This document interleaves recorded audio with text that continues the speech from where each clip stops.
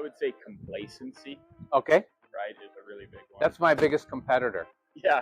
It's complacency, because I'm in the growth business. Sure. When I don't get a client, Yeah. it's because Yeah. of complacency oftentimes. I think it's kind of on my first point with just the willingness to learn. So kind of the reverse of that is, I don't want to call it arrogance or ignorance, but it's just kind of sitting in their ways, right? And having their blinders on, Right. and the inability to look outside, Right. right? I think that's a huge growth killer. Things change so quick. Complacency. I love it. This is fun for you and me to talk about it. Like when you just step back and think about growth in general, right? Not just GHTA Conference. What are growth killers? Like stuff, like sort of pet peeves that people get wrong about growing the business. I'd say that goes back to one of those initial talks this morning with the gentleman who kept talking about almost like predisposed notions, right? It's our general rules that aren't rules that we sort of go by. Right. And I think that hampers people's growth. I think they get in their own way by following bad habits, someone else's lead, somebody's bad habit, well, that's the way we've always done it, right? That's the way it works. Well, it doesn't have to work that way. Maybe we can come up with something different. So I think that is probably the biggest growth killer. It is, to me. I mean, at least we've met the enemy. It is us. Yeah, it's our own mindset. Mindset. And how do you turn that off? Any thoughts around what kills growth ideas before they even get halfway towards the execution stage? Fear. I mean, of change. I think that happens a lot in the industry. One of the things we say is, if you're not changing, you're staying the same, and if you're staying the same, you're going out of business. That's the overall idea of complacency and how we avoid that in business. But also, one challenging thing that we deal with that he brought up today that I thought was so true was meetings. And are your meetings exciting and engaging, or are they just sort of boring and going through the routine? And I thought about some of the meetings that we've had at our company, and I think about the times where someone will come up with a new crazy idea, and instead of sort of letting them supporting it against fire hose. Exactly. Instead, we're sitting there looking at it and we're like, oh, let's pick that apart. There's no way that'll ever work. That'll never work. Next thing. And then I think about, oh man, that person's never going to bring that idea up. So how can or any idea. Exactly, or any idea. Yeah, we're teaching them to sort of keep their mouth shut. You don't have buy-in.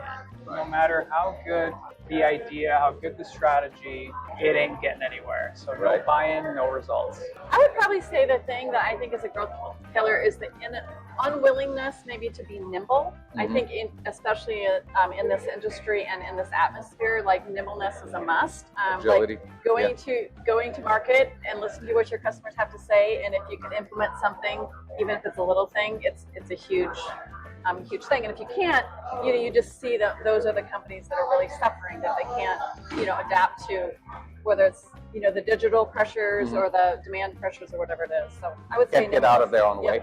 Yep. Give me a growth killer. Not changing with the industry.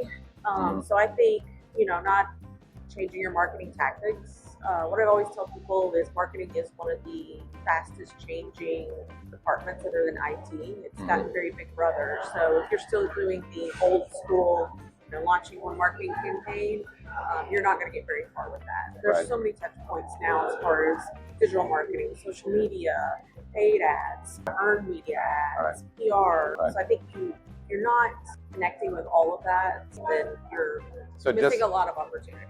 So a growth killer is just not paying attention to what's going on around you. I think anytime there's confusion in the marketplace, it stagnates growth. So you want clarity, you want simplicity, you want I'm on the sales side, so you want your sales tools and your salespeople to know what they're going to go out and do every day, where you're going. And I do, sometimes we run into confusion. There's confusion in the marketplace. Where do people shop? Where do they buy?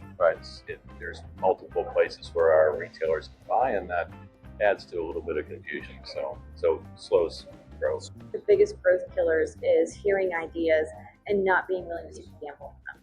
Or even if it's something that we heard here or we heard from another agency that was shared with us, we go, we can never do that. I don't like that. I like to think, well, why couldn't we do that? I think the biggest growth killer is don't take a chance on something. Hallelujah. Thank you. Just staying connected with those retailers, one way or the other, whether it's us directly or when we're driving down a road and we see a store, stop, find out what's going on. So not staying connected is a growth. Yes, not staying connected, not reaching out and finding out, hey, we haven't heard from you in a while. Is something going on? Assuming that we're gonna hear from them, right? Assume aside. Right. Assume aside. Don't commit a suicide. Tell me, outside of GHT, I know you didn't want me to ask you that, but I'm going to ask you anyway. Biggest growth killer that you find in the business world in general? I think the short answer can always be the budget or money, right? Someone has a big idea and they don't have the budget to go with it. But I think even bigger than that is not having the right team or partners to get it over the finish line. You don't have the will to follow you there and get it there. Where, let me tell you why we can't do it. Oh, here's a problem. Versus, let's do it. I can help you solve it. Just a negative mindset, basically, happens. Right? Yeah, and there's a lot of crazy things that are going on in various parts of the world right now, and I think that stress can bring some of those things out. Thank you.